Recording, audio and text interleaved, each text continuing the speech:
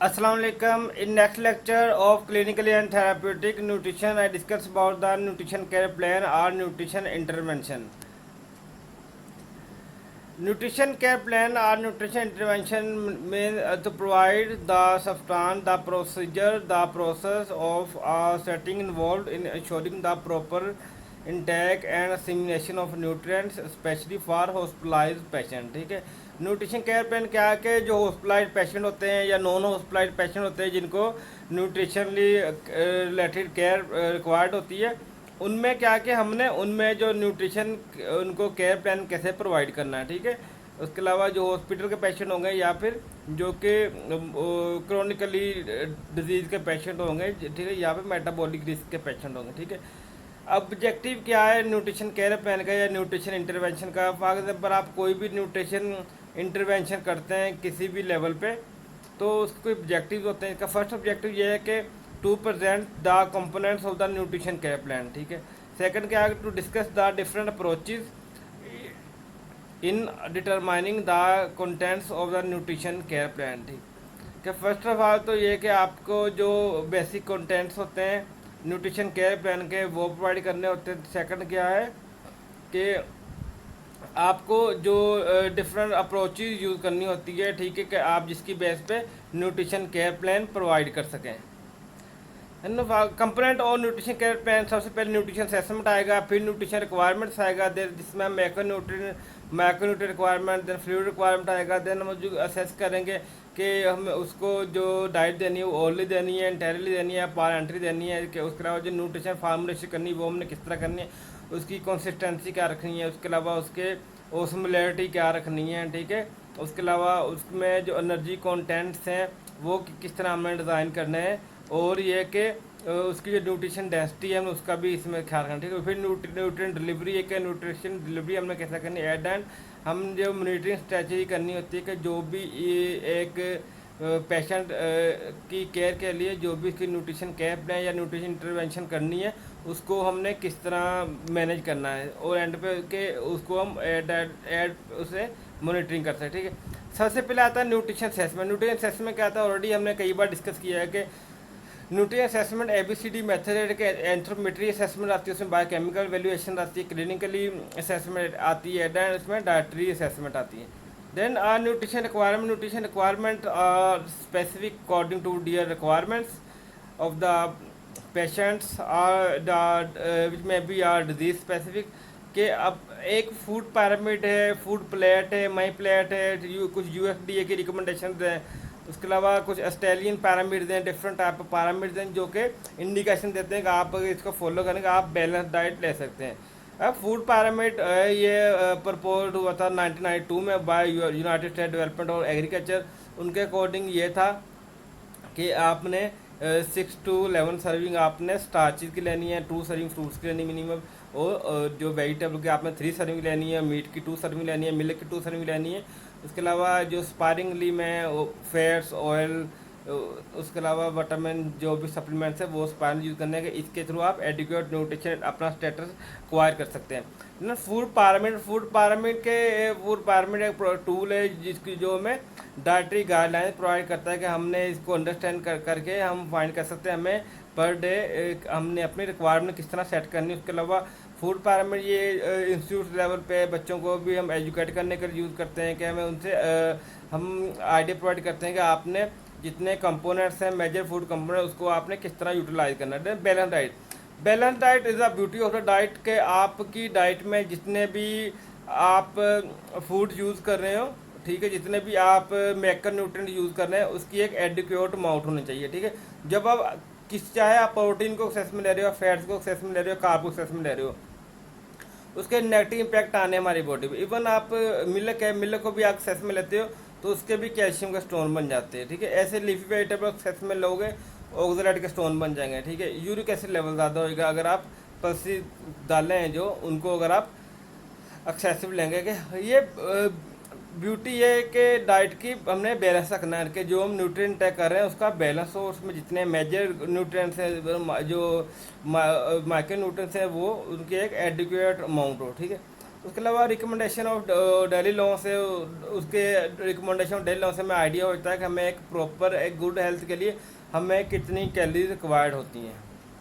Then ये table है, इसमें यह है कि infants, children, adolescent, girls, boys, इसके हिसाब से इन्होंने इनकी जो पार्टिकुलर इनकी जो बॉडी वेट होना चाहिए, जितनी एनर्जी रिक्वायरमेंट्स होनी चाहिए, इसके protein requirement, even fat requirement, ये कैल्शियम रिक्वायरमेंट एज वेल जो आयरन रिक्वायरमेंट्स इन्होंने बताया हुआ है। ठीक है, कि फॉर एग्जाम्पल एक इन्फेंट है, उसका जो है इन्फेंट्स जो है उसको 108 किलो कैलोरीज पर किलोग्राम बॉडी वेट चाहिए, कि जब 0 to 6 मंथ उसका वेट 5.6 kg तक हो सकता है, कि क्यों स्टार पे तो वो 2.5 kg से 3 kg का हो गया, लेकिन विद इन 6 मंथ उसका 5 से 6 kg उसका वेट हो जाएगा, कि उसको हमने 2 ग्राम प्रोटीन पर किलोग्राम बॉडी वेट देनी है। ठीक है, उसके अलावा कैल्शियम का 500 तक इसका इंटेक रखना है। ऐसे ही चिल्ड्रन का है, ऐसे एडोलेसेंट, देन बॉयज़ और फीमेल में इसका जो जो वेरिएशन आती हैं वो इस ग्रुप में बताई गई। देन क्या प्रेग्नेंट वुमेन, जो प्रेग्नेंट और लैक्टेटिंग वुमेन होती है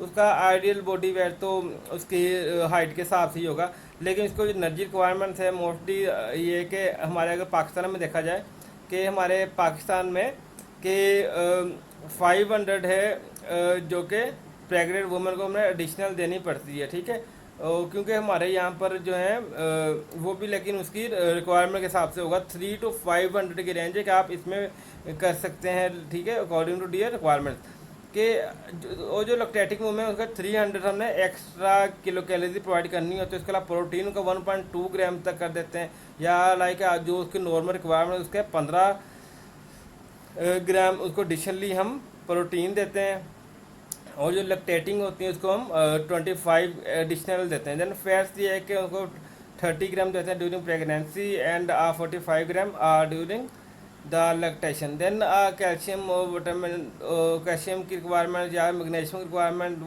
वो सेम रहती है। ऐसे आयरन की रिक्वायरमेंट ये होता है ड्यूरिंग प्रेगनेंसी, ये जो आयरन रिक्वायरमेंट वो 38 to 40 मिलीग्राम पर डे हो जाती है, और जो ड्यूरिंग लैक्टेटिंग वो फिर 28 का राउंड वो रहती है।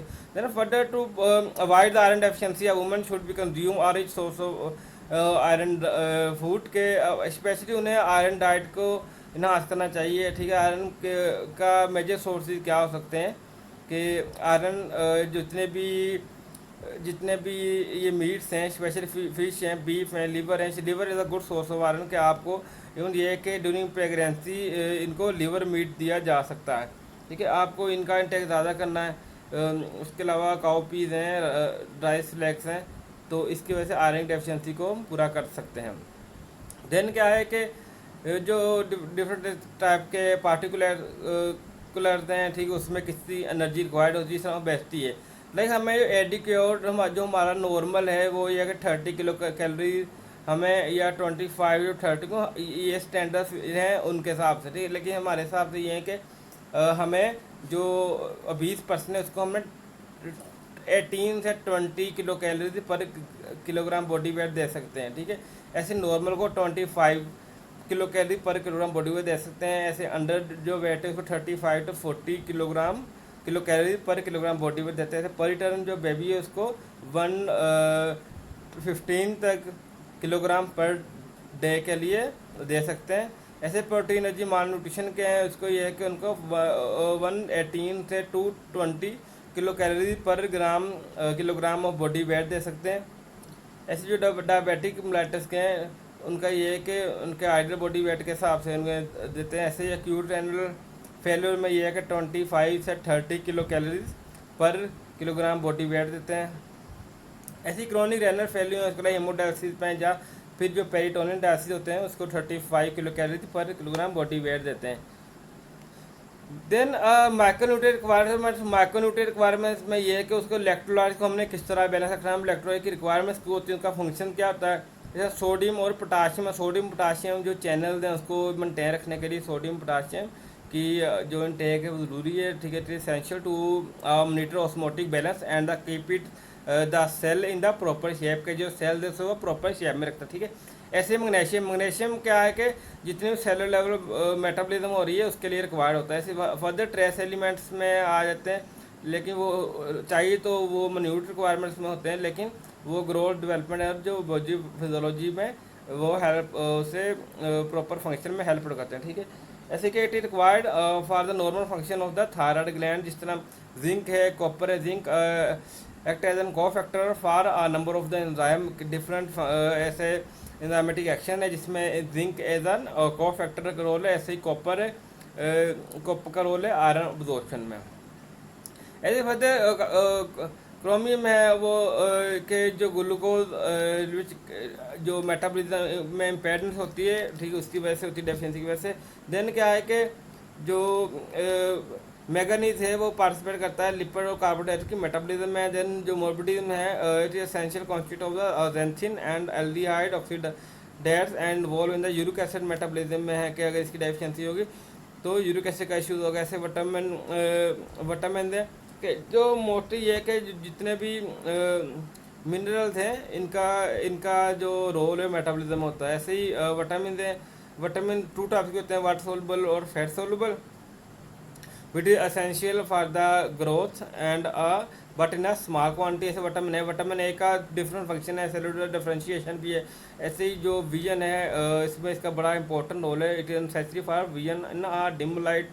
इसके अलावा जो ये डोप्सिन है इसकी जो इसके लिए वो requirement proper vitamin A required है, ठीक है।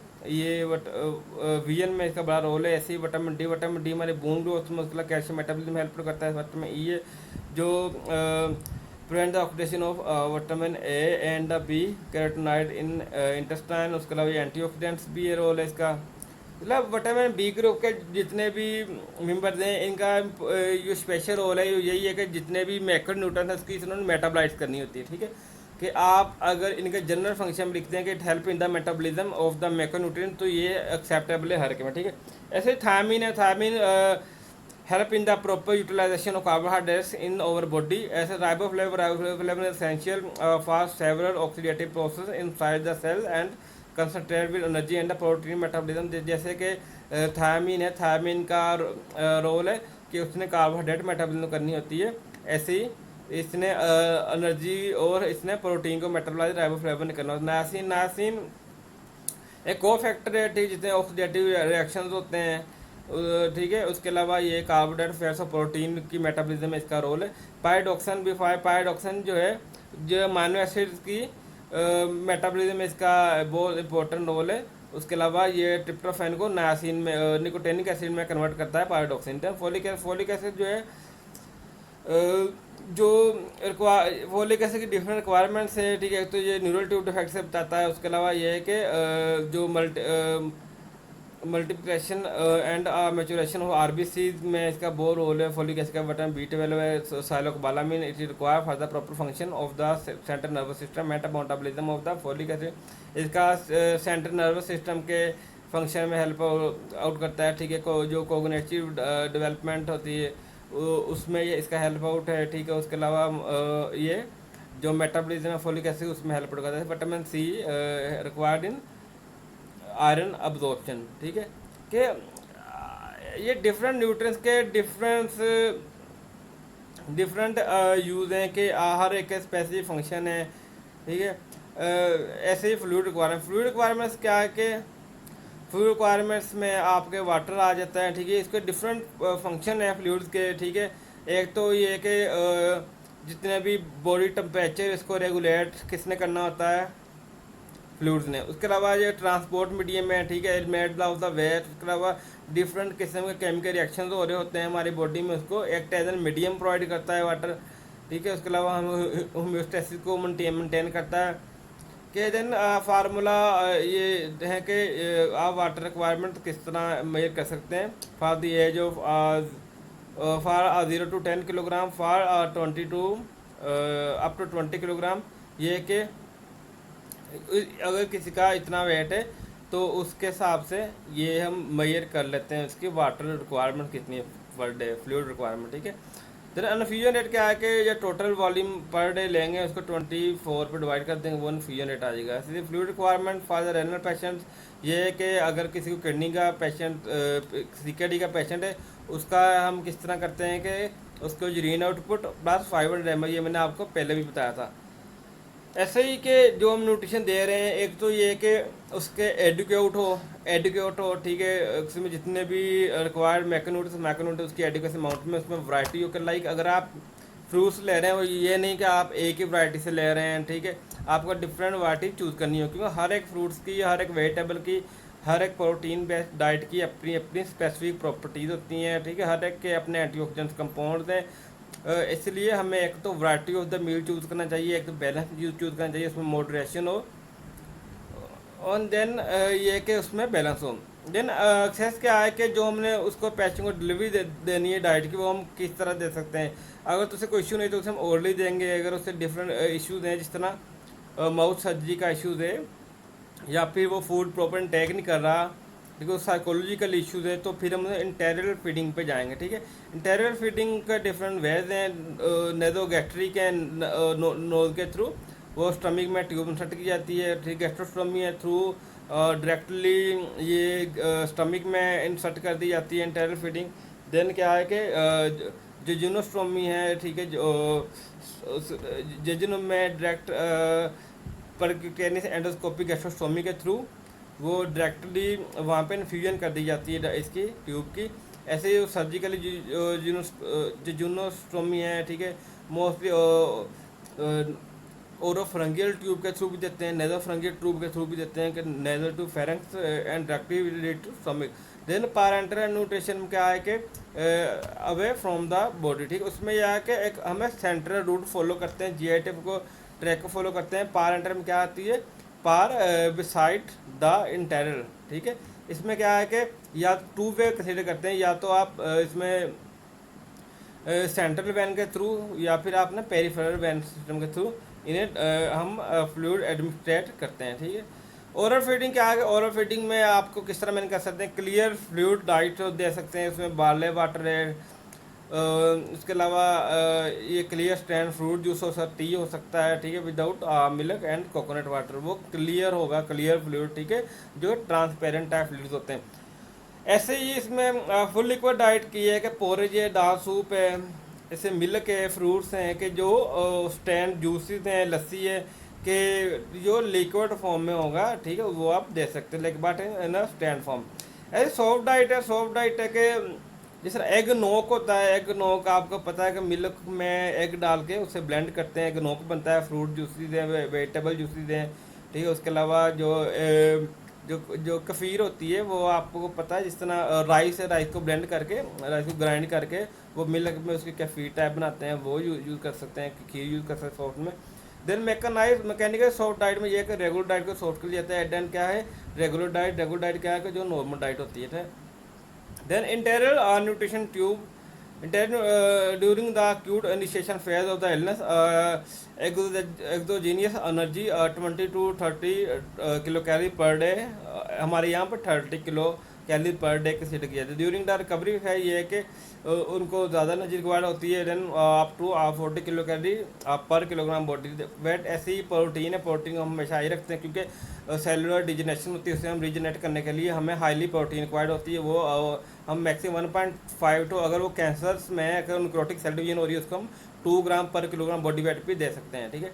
उसके अलावा बर्न में भी आपको हाईली प्रोटीन एनर्जी रिक्वायरमेंट है, क्योंकि उसमें भी सेल ब्रेक हो रहे होते हैं, ठीक है, सेल की डिस्ट्रक्शन हो रही होती है।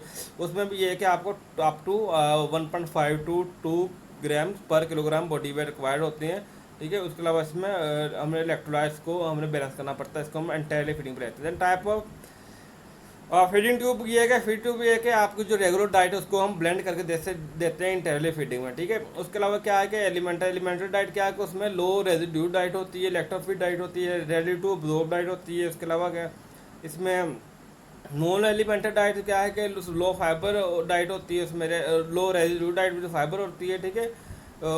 बट उसमें जो नॉन एलिमेंटल डाइट उसमें लैक्टोज हो सकता है। ऐसे से कोई स्पेसिफिकली जिसको किसी न्यूट्रिएंट की डेफिशिएंसी होगी, ये मैंने ऑलरेडी जो आपको इंटेरियल फीडिंग वाले लेक्चर में बताया कि उसको हम सिंगल न्यूट्रिएंट भी एडमिनिस्ट्रेट कर सकते हैं, ठीक है, सिर्फ उसकी न्यूट्रिएंट की डेफिशिएंसी को रिकवरी करने के लिए। ऐसे ही कुछ डिजीज स्पेसिफिक फार्मूलाज हैं, ठीक है, कुछ रेनल के लिए एबट के फार्मूलाज हैं, ऑप्टिमल ग्रोथ हैं फार्मूलाज हैं, ठीक है। और जो कि स्टार्टिंग में ग्रोथ रिकवरी करने का चेक करते हैं। ऐसे ही मेजी एफ वन है, मेजी एफ बी है, जो कि उनको ट्यूब फीडिंग में बच्चों को देते हैं, ठीक है। लैक्टोजन है जिस तरह, उसको भी हम थ्रू इंटायरली बच्चों में ट्यूब के थ्रू इंसर्ट कर सकते हैं, ठीक है। ये डिजीज पे ऐसे भी हो सकते हैं। Then total parenteral nutrition for newborn ये है कि इसको हम 125 किलो कैलोरी पर ग्राम बॉडी वेट दे सकते हैं, माने इसको हम 2 से 5 ग्राम रख सकते हैं, लिपिड को 1 से 3 ग्राम रख सकते हैं। ऐसे जो ओल्डर चिल्ड्रन होंगे उसमें 100 से आप 110 to 20 kilo calorie per kilogram body wait calorie दे सकते हैं। उसमें हम जो अमाइनो एसिड है 1.5 से 3 ग्राम रख सकते हैं, और इसमें लिपिड को हम 1 से 3 ग्राम रख सकते हैं। ऐसे अडल्ट हैं कि जो अडल्ट होंगे, अडल्ट में ये है कि अगर वो 100 ml पर आवर ले रहा है तो उसमें 25 ग्राम डेक्टोज। अगर डेक्टोज क्या है कि इसमें ये भी आइसोमाल्टोज बेस्ड शुगर है, तो इसमें भी अप्रोक्सीमेट 3.2 से 3 किलो कैलोरी देता है पर ग्राम। इसमें माइनस को हम 4 ग्राम इंट्रोड्यूस कर सकते हैं, 110 ग्राम हम इसमें लिपिड इंट्रोड्यूस कर सकते हैं। अगर 2400 ml पर और ले रहा है तो उसमें 600 ग्राम हम देंगे डेक्ट्रोज के, वो अप्रोक्सीमेटली 2000 किलो कैलोरी प्रोवाइड करेगा। ऐसे ही 96 ग्राम हम देंगे इसके अमाइनो एसिड के, और 550 ग्राम्स 550 ml हम लिक्विड देंगे। टोटल ये 300 कैलोरी तक हम इसे देते हैं। Then nutrient formula regular diet specific हो सकता है, ठीक है। जो ओरल सप्लीमेंट देते हैं इंटरली में, स्टैंडर्ड फार्मूला हो सकता है, ठीक है। कुछ मॉड्यूलर फार्मूला हो सकता है, और अकॉर्डिंग टू रिक्वायरमेंट कुछ स्पेसिफिकली एलिमेंटल बेस्ड फार्मूला हो सकता है, ठीक है। देन पारेंटल न्यूट्रिशन क्या है कि इंडिविजुअल है उसमें ये होता है कि मानव से ब्रांच है, मानव से बेस्ट होते हैं। फैट जो मीडियम चेन ट्राइग्लिसराइड बेस्ट होते हैं। जो डेक्ट्रोज होते हैं, डेक्ट्रोज क्या है कि आइसोमाल्टोज बेस्ड शुगर है, ठीक है। इसमें 3.2 से 3 किलो कैलोरी रिपोर्ट करता है, ठीक है। ये इसकी कम्बिनेशन में भी हो सकता है, ये 2 चैम्बर में या 3 चैम्बर में। मोस्टली जिसके चैम्बर यूज़ किए जाते हैं 2 चैम्बर या 3 चैम्बर जो इसमें यूज़ किया जाता है, कि उसमें 2 सोल्यूशन भी हो सकते हैं या 3 सोल्यूशन भी हो सकते हैं, ठीक है। Then formulation for the peripheral and the central tube. Nutrient delivery ये है कि ओरली दे सकते हैं, ठीक। ओरली ये है कि as it is regular intake as an oral supplement, ठीक है। गैस्ट्रिक फीडिंग ये है कि अगर किसी को माउथ का अल्सर है, अगर या फिर उसका एक्सीडेंटली उसका जार प्लेसमेंट हो गया है, या फिर उसे और साइकोलॉजिकल इश्यूज है जो वो फूड इंटेक नहीं कर सकता, तो फिर हम गैस्ट्रिक फीडिंग करवाएंगे उसको। और पहले ईसोफिगस के में इंसर्ट कर देंगे। अगर इसको ईसोफिगस का कैंसर है तो उसको हम डायरेक्टली स्टमक में इंट्रोड्यूस करवा देंगे। Then bolus mean either a manual or with a gravity tube for a frequent and adequate gastric capacity and the function, and intermittent and continuous using pump for volume or restricted and gastric dysfunction। मैंने already आपको intermittent का बताया है कि ये क्या होता है, ठीक है। ए स्मॉल इंटेस्टाइन फीडिंग, इंटेस्टाइन इनमें इंटरमिटेंट कंटिन्यूस फीडिंग मैंने ऑलरेडी बताया कि इसको कंटिन्यूस पीरियड ऑफ टाइम के लिए चाहिए होता है, लेकिन उसको हम लो कैलोरी पे रखते हैं। लेकिन इंटरमिटेंट में ये है कि उसको हम कंटिन्यू एट सडन उसको काफ़ी ज़्यादा उससे हम हाई कैलोरी डाइट प्रोवाइड करते हैं। देन मॉनिटरिंग स्ट्रेटजी ये है कि ब्लड प्रोफाइल को हम मीटर करना पड़ता है। उसके अलावा ये है कि उनका CBC काउंट है, उसमें ये है कि जो टोटल लिम्फोसाइट्स हैं वो अगर ये है कि वो हमारे 2000 से प्लस होने चाहिए। अगर 1500 to 1800 है तो वो मिल्ड डिप्लेशन होगा, एंड 900 से 1500 वो मॉडरेट होगा, और सीवियर डिप्रेशन में क्या होगा कि वो 900 से बिलो कर जाए। जैसे सीरम एल्ब्यूमिन है, it is a value as initial assessment tool, but it is not as a protein buildup, frequent determination of issues only pressure not nutrition. ऐसे ये वैल्यू मेजर की जाती हैं। ओके, अल्लाह हाफिज़।